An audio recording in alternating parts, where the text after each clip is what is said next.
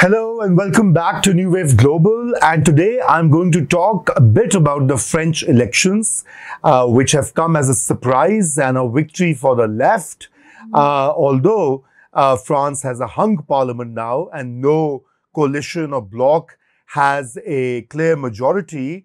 The French National Assembly comprises of 577 seats, and none of the groups on the left or the far right or the center have the required majority to form a government. But the earlier round of elections had actually shown that the far right party, National Rally, was moving up, and it was seen as a big danger sign for the rest of Europe. Now, if you go back to history, it is always France always led what the mood of European politics. I mean, before the French Revolution and after the French Revolution, whatever happened in France has had an impact on the rest of mainland Europe. And this election result was surprising because the left joined hands and prevented the far right from getting a majority, and therefore they would be out of power at least until 2027.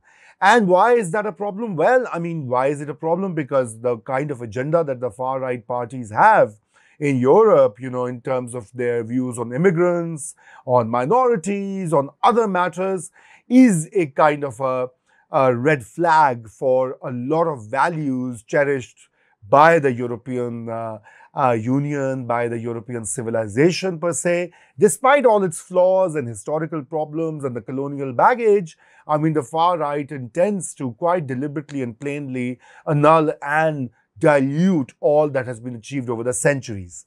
So what happened? The voters on July the 7th lined up to cast their votes, and the second round, the first round had already shown that the far right was ahead of other groups, and with the National Rally or the RN had already won the first round, literally, and that's what caused a lot of anxiety within France and abroad. And I think that's when the left and other groups and their allies kind of cobbled together, joined hands to ensure that they would prevent a far right takeover by of the country. So many opinion polls had said that there would be a hung parliament, and the current president Emmanuel Macron, who is a centrist, he may not be able to garner a majority, and nor the left wing. I mean, that was always not seen as a potential winner. But the turnout in the second round was a bit higher. Almost 60% of the voters went to polls. And as the polls closed and exit polls started trickling in, the National Rally had all the reasons to be disappointed. The far right party and its allies did really worse than expected. And the leftist New Popular Front, or NFP, alliance led the exit polls ahead of Macron's centrist coalition. Later in the evening on July the 7th, the Prime Minister tendered his resignation, and the New Popular Front, which is led by Jean-Luc Mélenchon, emerged as the largest alliance, winning 188 seats with 32.6%, almost one-third of the popular vote. It says a lot. It says a lot about the pundits who had been predicting for years now that there's a right-wing sweep in Europe, and France and Germany and other countries are going to be taken over by the right wing. But what it actually shows us is that it's a fairly contested arena, and the fact that left is not only present in the political spectrum, but far more capable of organizing itself and responding to the kind of challenges posed by really dangerous and problematic ideologies of the far right movements or political parties. And now, obviously, no coalition is in a position to form a government, but France has entered into a bit of a unstable zone, which should be resolved soon, because the new leader of the Popular Front, Mélenchon, is saying that he should form the government, and the United Left has claimed victory. So now what happens in a hung parliament? France does not have a constitutionally mandated time period during which a government has to be fashioned after election results are made official. It might be days, even weeks before a governing coalition is put together.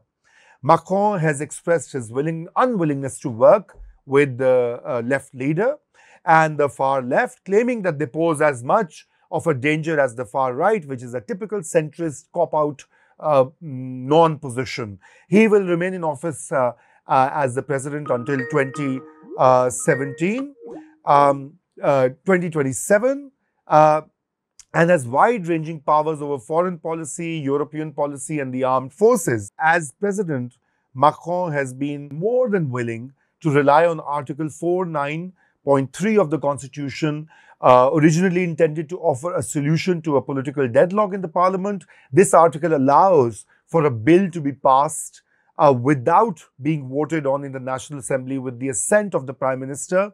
Macron has pushed through many of his signature policies using this article and has used it and therefore set a precedent for it to be employed. Now, Macron's the whole deal was to call a snap election and to add clarity to the political landscape. And now he's definitely in a tougher and weaker position because he thought that maybe he could, the centrists or the right wing could cobble a coalition, and the left was not going to win. But the left has made a remarkable comeback, and it has made a comeback in many other countries. While world's largest democracy, India, is the right-wing coalition which is now ruling, has been challenged pretty strongly by the left or the centrist parties in India.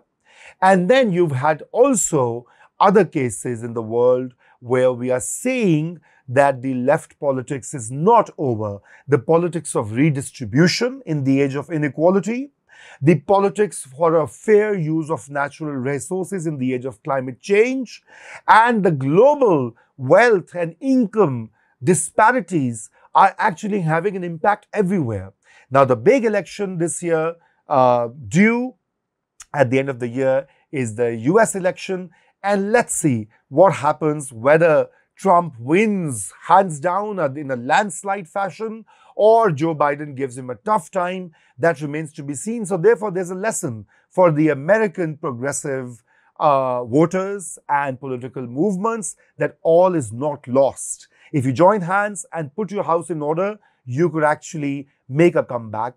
And one important thing, just before the French elections was the UK election on July the 4th, where Labour, although it got the same number of votes, about 34% or so, but had 400 seats in the parliament. And once again, Labour's stellar comeback is also a testament that you can't do this.